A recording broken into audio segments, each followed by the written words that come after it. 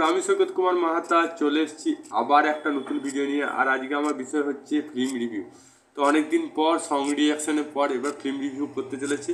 আর আজকে আমি যে ফিল্মটা রিভিউ করতে চলেছি সবারই প্রিয়, আর আমার জানা ছিল না এত ভালো সিনেমা, আমার জানতে দেরি হয়ে গেল, সেই জন্য আমি খুবই দুঃখিত। তো ফিল্মটা খুবই মোটিভেশন ভিডিও, এডুকেশনাল স্টোরি নিয়ে তৈরি, বা বলতে পারেন কাউরি বায়োগ্রাফি নিয়ে তৈরি। তো মনোজ বলে একজন আইপিএস অফিসার আছে, সিনেমাটা দেখলেই বুঝতে পারবে। তার জীবনী নিয়ে গল্পটা। অনেকে বলে যে বড় বড় পড়াশোনায় বসতে গেলে ভালো ভালো কোচিং দরকার হয়, বা অনেকে বলে ভালো ভালো খরচা করতে হয় তবে সে জায়গায় পৌঁছায়। তবে এই সিনেমাটা দেখলে আপনার ভুল ধারণাটা কেটে যাবে। এটা পুরোপুরি ভুল ধারণা। পড়াশুনো করতে গেলে বা ভালো একটা সরকারি চাকরি পজিশনে যেতে গেলে আপনাকে পরিশ্রম করতে হবে, মনে জোর রাখতে হবে এবং নিজের উপর বিশ্বাস রাখতে হবে, এবং হার না মানার তাগি থাকতে হবে। বিশেষ করে হার না মেনে নেওয়া তাগি। সবাই আপনাকে হার মানাবার চেষ্টা করতে হবে, কিন্তু নিজেকে শক্ত হয়ে হার মানবো না এই তাগিটা প্রথম থেকে শেষ পর্যন্ত লক্ষ্য পূরণ করার চেষ্টা করতে হবে। বারবার পরীক্ষা দিতে হবে, হেরে গেলেও নিজেকে হার মনে করলে চলবে না। এইগুলোই হচ্ছে এই সিনেমার বিশেষ মোটিভেশন লাইন।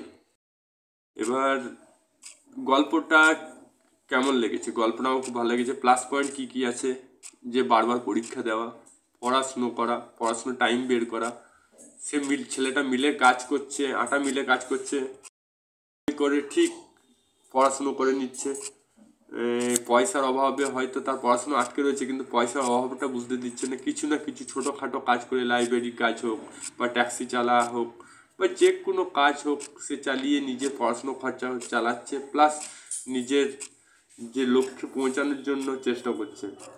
তার কাছে অনেক কিছু বাধা হয়েছিল। প্রথম তো আর্থিক বাধা, পড়াশুনোর ক্ষেত্রে যেটা হয়। দ্বিতীয় কথা কমিউনিকেশন। এখন ভারতবর্ষে এমন হয়ে গেছে আপনাকে ইংলিশটা জানতেই হবে, আগে সেটা ছিল না। কিন্তু এটা ভুল ধারণা, কারণ ভাষা একটা মাত্র একটা ল্যাঙ্গুয়েজ।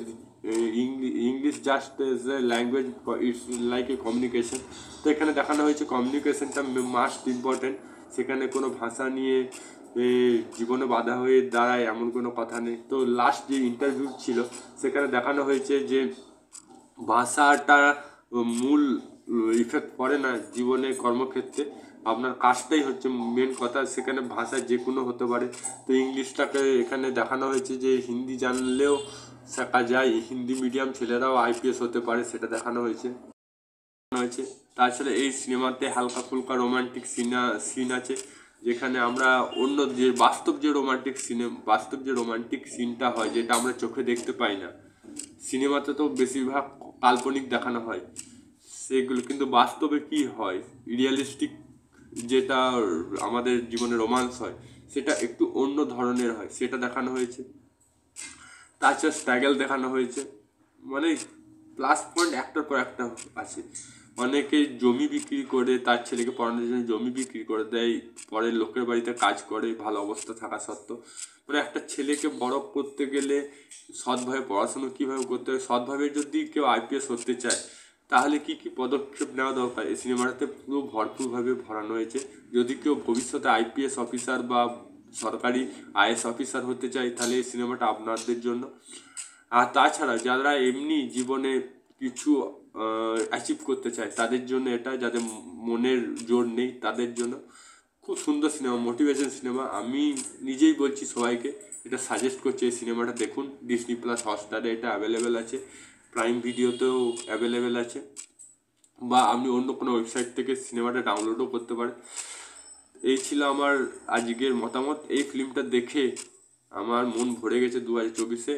আমি সবচেয়ে সেরা সিনেমা 2024-এ এটা, মানে 2023-এ ডিসেম্বর অক্টোবর মাসে শেষ দিকে একদম সেরা সিনেমা দেখেছি।